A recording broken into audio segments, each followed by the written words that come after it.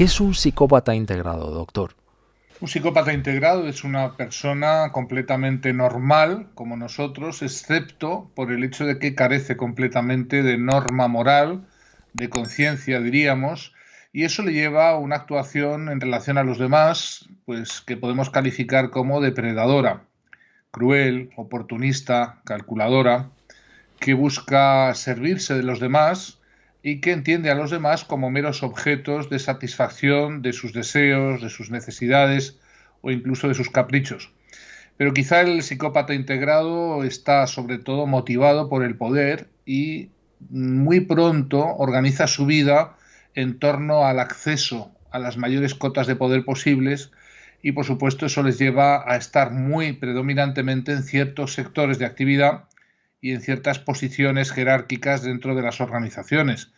El psicópata integrado parece un ser humano completamente normal, incluso especialmente encantador.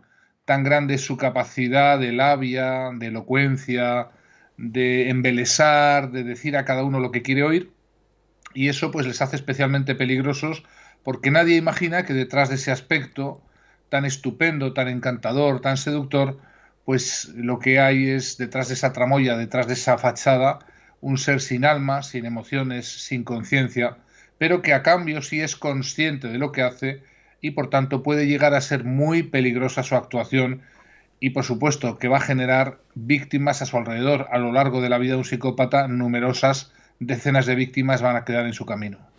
Doctor, siempre que pensamos en los psicópatas, bueno, por el tema de las películas, pensamos en los asesinos en serie, la sangre, pero un psicópata es alguien principalmente que no tiene ningún tipo de empatía por los otros, ¿no? Puede ser una persona aparentemente absolutamente normal. Carecen de empatía, carecen de la vibración y resonancia emocional básica que lleva a que cuando los seres humanos normales hacemos daño a otros, algo dentro de nosotros nos molesta, nos hace daño y ese malestar emocional, pues los psicópatas carecen de él, carecen de esa empatía, de la capacidad de ponerse en el lugar del otro y por supuesto eso les lleva a poder actuar muy cruelmente sin ninguna rémora, sin ninguna detención en su conducta, incluso cuando a veces las víctimas les piden que paren, les piden piedad, piden compasión. Esto no funciona con los psicópatas porque les falta esa parte importante que es la conciencia humana. Doctor, cuando hablamos de psicópatas, yo hice una encuesta sobre contenidos que queríamos tener en este programa y hubo no uno, no dos, sino casi una decena de personas que coincidieron en un tema que era hablar de los psicópatas integrados y por eso yo me decido a llamarte. ¿Qué es un psicópata integrado? Bueno, el tema de la integración de los psicópatas no es nuevo. Denominamos más modernamente psicópatas integrados a los que están en nuestra sociedad sin que hayan cometido crímenes o al menos no se conozca que lo hayan hecho y que están en posiciones laborales, en situaciones sociales completamente normales o incluso anodinas. El psicópata habitual, digamos la gran mayoría de los psicópatas, no van a delinquir jamás, no van a asesinar a nadie, rara vez pisarán la prisión, están entre nosotros y esto les hace especialmente peligrosos precisamente porque la población general desconoce su existencia. Creen que son personas normales porque tienen una apariencia externa normal e incluso una apariencia, como he dicho antes, especialmente encantadora y seductora. Esa integración social, entre comillas lo de integración, les lleva pues estar en todos los sectores de actividad, por supuesto, a actuar en las organizaciones, en las empresas, en las administraciones públicas, en las ONGs cuando trabajan en esos sectores, pero también los psicópatas están integrados en familias y lo que es muy inquietante es que cuando, por la razón que sea, se produce ese paso al lado oscuro, el retorno de ese lado oscuro es prácticamente imposible. Luego te quería preguntar sobre eso, porque además haces en el libro pues casi una similitud con los Jedi y cómo puede haber alguien incluso dentro de una organización que sea como una especie de Jedi, ¿no? Alguien que busque el bien dentro de esa conversión al lado oscuro, que es el lado fuerte, pero cuando tú en el libro, mi jefe es un psicópata, que bueno, es una reedición, una de las cosas que a mí me llama o que creo que puede ayudar mucho es a cómo podemos reconocer a este tipo de personas. Tú hablas de la tríada perversa. Cuéntanos, ¿cuál es ese perfil, esa tríada perversa de la que tú hablas? Bueno, se habla de tríada perversa de las personalidades psicopáticas a un conjunto de individuos que llegan a alcanzar entre el 10 y el 13% de la población. Estamos hablando de El un porcentaje enorme 13%.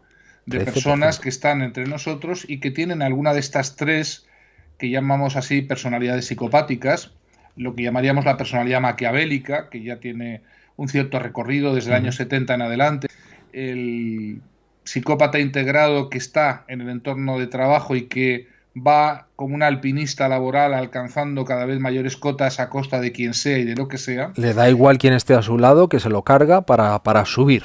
Así es. Y luego el tercer grupo de esta tríada de las personalidades psicopáticas lo componen las personalidades narcisistas. Estas personas, las personas que componen esta tríada oscura, se llama así la tríada oscura de las personalidades Ujú. psicopáticas, son personas que puntúan, vamos a decirlo así, en 5 de las 6 clústeres o conglomerados de rasgos que definen la psicopatía. Por tanto, estamos hablando de algo preocupante, algo que está en nuestra sociedad y que, como he dicho al principio de esta emisión, está causando constantemente víctimas, que además es un tipo de víctima quizás de las más abandonadas del mundo porque carece de la conciencia de serlo, es decir, es la depredación de los psicópatas produce una víctima inconsciente de serlo, una víctima que atribuye a cualquier cosa lo que le está ocurriendo, excepto a la causa verdadera. Tan grande es la dificultad de identificar estos personajes que, como he dicho antes, pues son personajes absolutamente normales, fascinantes, encantadores, incluso muy seductores. Este es un testimonio personal sobre un caso de acoso laboral y mobbing, de una experiencia que jamás imaginé me tocaría vivir. Cuando yo hablo con Natalia, que ella misma publicó en el video que yo publiqué de YouTube, un comentario contando lo que sigue. Cuando yo hablo y le digo, esto hablo en mayo de 2025. Nati, ¿me contás por qué renunciaste a Aprender de Grandes? Me dijo que no solo desde que entró era maltratada por Jerry, sino que cuando Jerry se enteró que Nati estaba con un tratamiento oncológico, al mismo tiempo que Mary Furman estaba cerca de llegar a fallecer en septiembre, Mary Furman, un ángel en este mundo, me dijo Natalia que cuando Jerry se enteró que ella estaba en tratamiento oncológico, la empezó a maltratar todavía más para que se vaya. Sí, esto es duro de aceptar, pero así es. ¿No me crees? Mirá la captura de pantalla del comentario que dejó en mi video de YouTube en su momento. Pienso en esto y se me retuercen las tripas.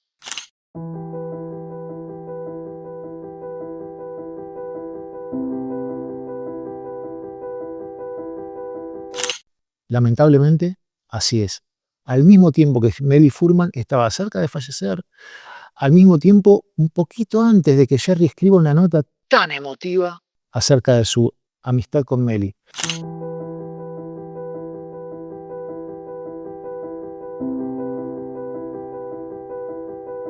Me pregunto, Jerry, ¿cómo puede una persona simular tan bien ser un humano?